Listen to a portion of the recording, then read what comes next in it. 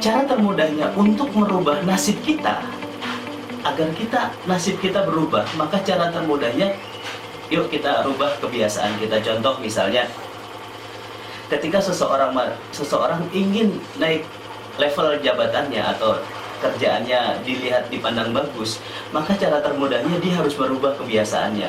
Caranya gimana? Merubah kebiasaan itu ya, dia harus melakukan hal yang baik. Untuk merubah kebiasaan, cara termudahnya adalah rubah perilakunya. Kenapa? Karena ketika merubah perilaku 1, 2, 3 kali, bahkan selama 1 minggu dia merubah perilakunya menjadi perilaku yang baik, maka kebiasaannya itu pun kebiasaan yang baik akan terdampak atau akan mendapat nilai yang baik dari orang lain, terutama dari atasannya. Maka ketika atasannya menilai, nasib dia pun akan berubah. Nasib si karyawan ini dengan merubah perilakunya, dia akan berubah. Merubahnya gimana? Atasannya melihat, oh anak buah gua kerjanya bagus, ternyata kerjanya ikhlas ya. Oh karyawan BSP itu kerjanya semangat semua.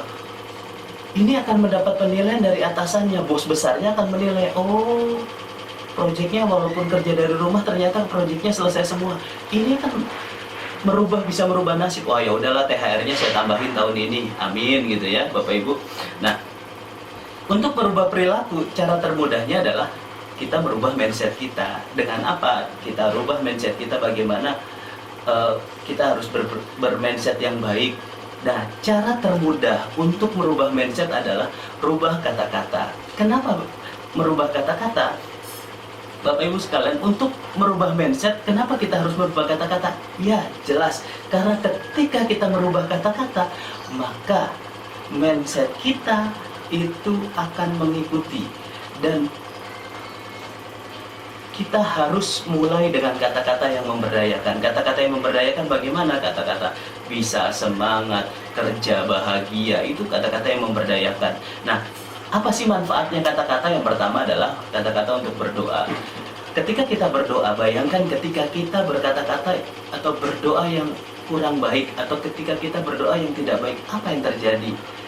Belum tentu terkabul, karena kita berdoa dengan kata-kata yang kurang baik, pasti pikiran kita pun ada filter di pikiran kita yang namanya RAS, Reticular Activated System. Nah, maka lakukan dengan kata-kata yang baik.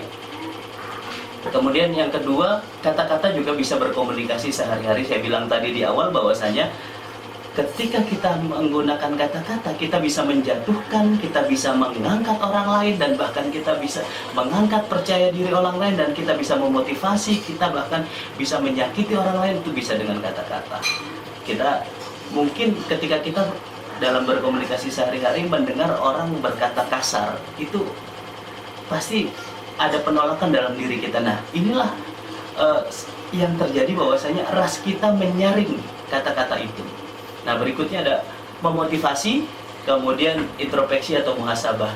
Nah, introspeksi diri itu bisa dengan menggunakan self talk atau menggunakan afirmasi, muhasabah, dan lain sebagainya.